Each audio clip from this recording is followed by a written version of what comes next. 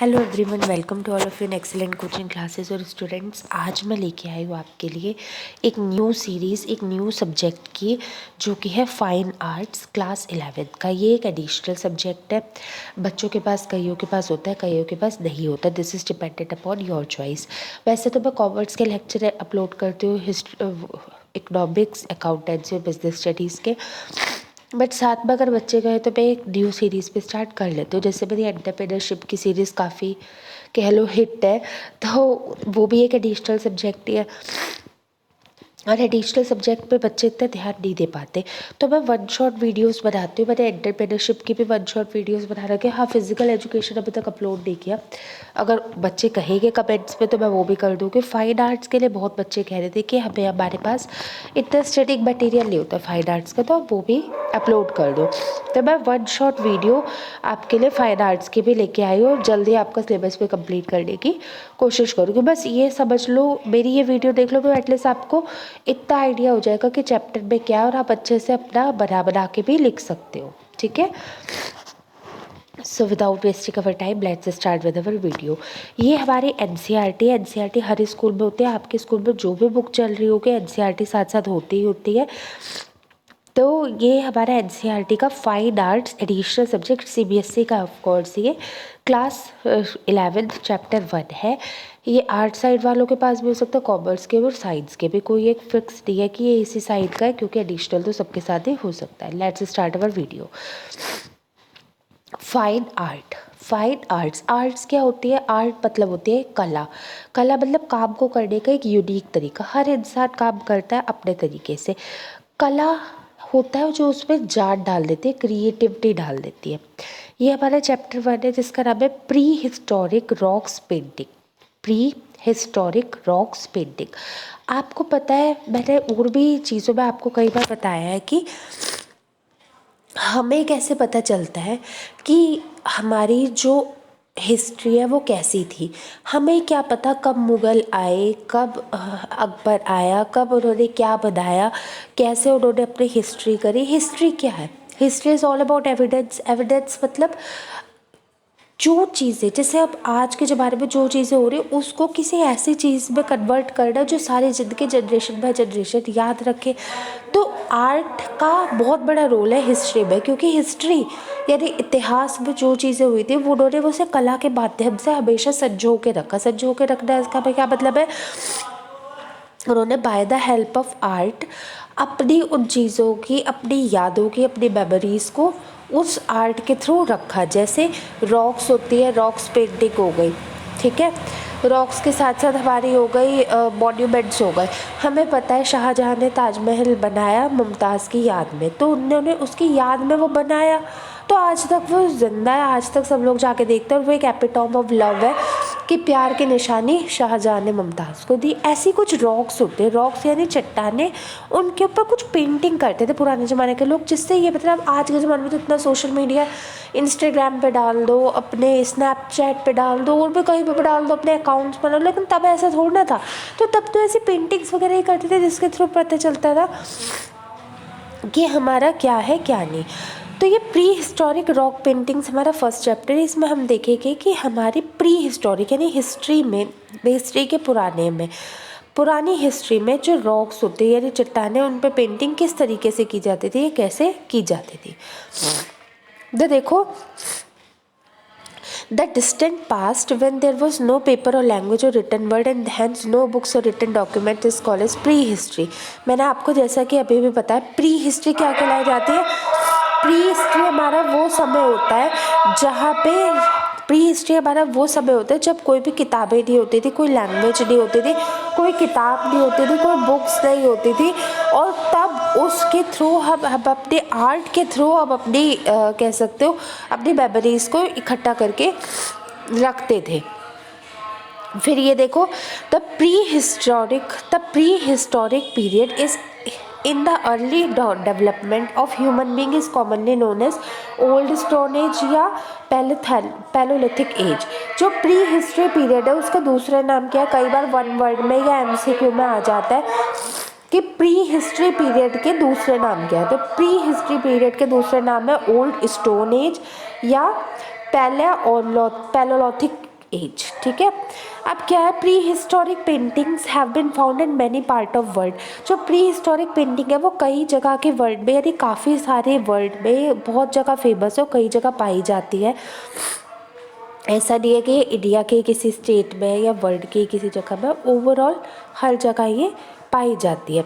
The subject of the drawing were human figures, human activities, geometric designs and animal symbol.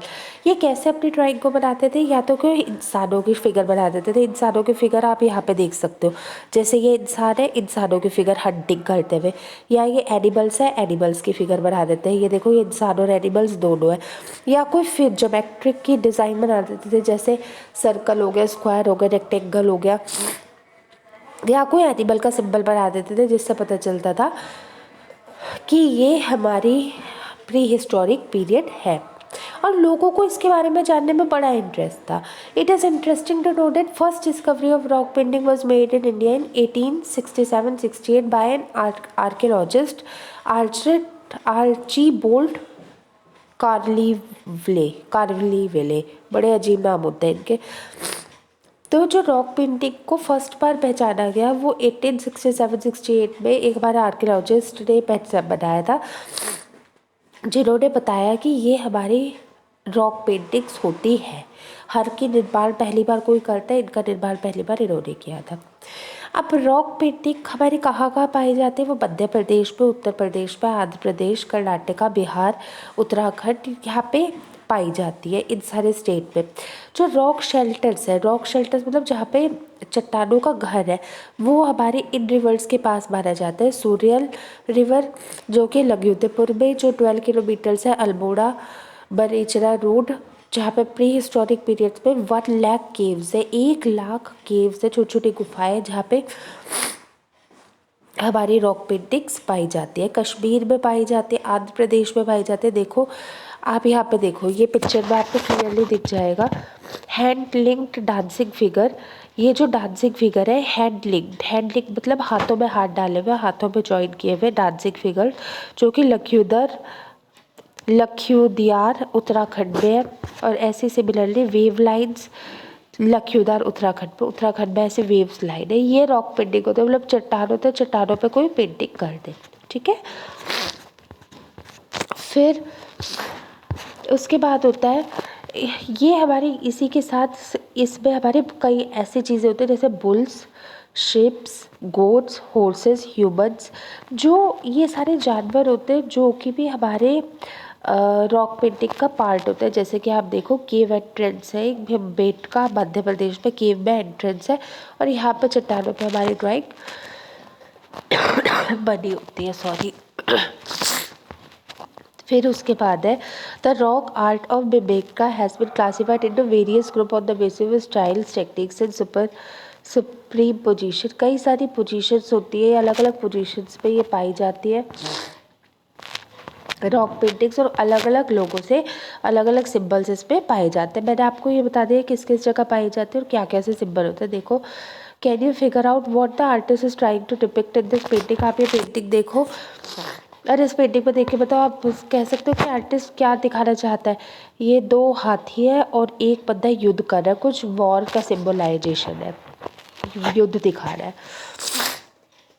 अब हम देखते हैं अपर पैलेओलिथिक period, यानी अपर pre historic period या अपर stone age period. इसमें क्या था, the paintings of upper Palaeolithic phase are linear representation in green and dark red of huge animal figures such as bison, elephant, tiger, rhino and bears beside stick like human figures. हमारी जो अपर पैलेओलिथिक period था उसमें हमारे ये सारे जानवर्स थे, animal figures थे, जिसके थ्रू हम अपने पेंटिंग्स को करते थे, जो कि थे टाइगर्स, एलिफेंट, राइनो एट्सेट्रा। ठीक है, फिर हमारी मेसोलिथिक, इसमें क्या होता था, ये अपर लिथिक पीरियड में जो ग्रीन पेंटिंग्स थी, ग्रीन पेंटिंग्स और डांसर्स थे वहाँ के। Green paintings are of dancers and red ones of hunters. वहाँ पर जो ग्रीन पेंटिंग्स थी वो डांसर की थी और रेड थी वो हंटर्स की थी। 2 ही चीज़ों से रिप्रेजेंट करते थे। फिर मेसोलिथिक पीरियड क्या था, ये लार्जेस्ट नंबर ऑफ पेंटिंग्स हमारे पीरियड सेकेंड यानी इसी मेसोलिथिक पीरियड से ही बिलोंग करती थी। इस पीरियड में बहुत सारी पेंटिंग्स बनाई गई थी जो सेम साइज़ की थी। हंटिंग सीन्स वहाँ का फेमस था, हंट करते हुए जो हंटर्स हंट कर रहे होते थे चाहे वो एलिफेंट्स का, टाइगर का शिकार करते थे, डियर का, लेपर्ड का, पैंथर्स का, फिश, फ्रॉग, लिजार्ड, स्क्विरल, ये सारा ही दिखाना चाहते थे हमारी सेकेंड स्टेज पे। यहाँ पे एनिमल बहुत नेचुरल अंदाज में दिखे गए थे, वुमेन भी पेंटिंग्स में दिखी गई थी, यंग चिल्ड्रन इक्वली हमारे दिखे गए थे, बच्चे बूढ़े हंटिंग करते हुए दिखे गए थे। यहाँ पे उस टाइम के शेल्टर्स का पता चलता था। Artist of Bhimbetka use many colours including various shade, जो पेंटिंग करने के लिए भिम्बेटका ने बहुत सारे कलर्स की पेंटिंग की, जैसे white, yellow, orange, red, purple, brown, green, black. और उन्हें ये करते हुए, और एक ये चीज़ देखो, the green came from a green variety of a stone called chalcedony. जो ग्रीन कलर है वो एक ग्रीन वेराइटी ऑफ स्टोन, यानी हरे रंग जो था वो एक हरे रंग के पत्थर से मिलके बना था, जिसका नाम था चेलाइडोनी। वाइट हमारा लाइम स्टोन से मिलके बना है, इसलिए आया है। ये देखो कलर कहाँ कहाँ से आया है। Rock mineral first ground into a powder. पहले जो रॉक्स होती है, जो चट्टानें होते हैं, वो पाउडर के रूप में आती है, फिर वो पानी के साथ मिलती है। पानी के साथ मिलने के बाद कुछ स्टिकी सब्सटेंस बनता है, और स्टिकी सब्सटेंस को हम निकाल लेते हैं कलर्स में। इससे आपको पता चलता है कि कलर्स कैसे बनते हैं, और इन्हीं कलर्स को आर्टिस्ट यूज़ करते थे अपनी पेंटिंग बनाने के लिए। जैसे ये फिगर देखो, इस फिगर में क्या है, इसे समझ हिस्टोरिकल से सकता है। Painting showing a man being hunted by a beast, एक इंसान एक बीस्ट के द्वारा मारा जा रहा है। इस पेंटिंग में आप देख सकते हो। तो ये सेकंड पीरियड में बहुत सारी चीज़ें थी। घरों को दिखाया गया था, उस टाइम में किस टाइप के घर होते थे, किस टाइप के टूल्स का इस्तेमाल किया जाता था और औजारों का इस्तेमाल किया जाता था अपनी हंटिंग करने के लिए। प्रिमिटिव आर्टिस्ट दिखाना एक बहुत ही ड्रामेस्टिक वे में मैन्स एनिमल्स को, उनके स्ट्रगल को दिखाते थे। इस सीन पे जो हंटिंग होती थी वो बहुत, उस टाइम पे हंटिंग बहुत इंपॉर्टेंट होती थी, क्योंकि हंटिंग के थ्रू ही वो अपना जीवन व्यतीत करते थे। ये ऐसे टाइप की पेंटिंग्स होती थी जहाँ पे एनिमल्स और इंसान दोनों एक ही जगह आके मीट करते थे। देखो जैसे हंटिंग सीन्स आप देख सकते हो, कैसे इंसान जानवरों में बैठ के हंट करते थे। Hunting scenes predominated Mesolithic paintings. This is one such scene where a group of people are showing hunting a bison, some injured men are depicted lying scattered on the ground. These paintings show a mystery in the skill of drawing these forms. इसमें क्या आता है, ये देखो इसमें कुछ लोग injured लोग हैं, वो जमीन पे गिरे हुए, कुछ लोग इंसानों का जानवरों का हंट कर रहे हैं। ठीक है, इस पिक्चर में भी ऐसे सब लोग सेल्फ लिंकिंग यानी हाथ पकड़ के शिकार कर रहे हैं। ये सारा हमारा मेसोलिथिक पीरियड था। अब इसमें क्या था, the painting of individual animal show mystery of skill of primitive artist. ये लोगों के हाथ की कलाकारी थी, जिसके थ्रू हमें पता चलता था कि उस टाइम पे कैसी चीज़ें होती थी। और उस टाइप के रॉक्स बहुत ही फेमस होते थे। 20 लेयरर पेंटिंग्स होती थी। 20 लेयरर मतलब 20 लेयर्स तक हमारे वो पेंटिंग जाती थी रॉक्स की। और वो उस टाइम के These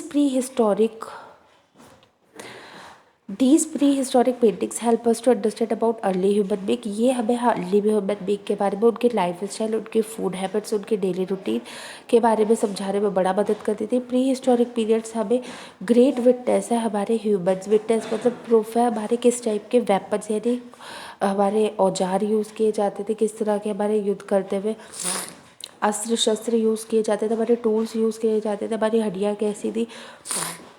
more than anything rock paintings हमारे ग्रेटेस्ट वेल्थ है, ग्रेटेस्ट हमारा कह सकते हैं पूंजी है हमारे देश के। Primitive human beings of this period left behind, जो हमारे पुराने लोग हैं जो अब हमारे साथ नहीं रहे, उनकी इमेज देखो। अगर एक बात बताओ, अगर रॉक्स पे भी वो पेंटिंग ना बनाता है, हमें तो पता ही ना होता ना। हमें पता है कि हम इंसान पहले एक बंदर था, ठीक है, हम लोगों का इवोल्यूशन एक मॉन्की से आया है, तो हमें तो पता ही नहीं होता ना कि पहले मॉन्की था और फिर हम थे। ये आप ये मानो जैसे आजकल के ज़माने में सोशल मीडिया, उस टाइम का सोशल मीडिया था।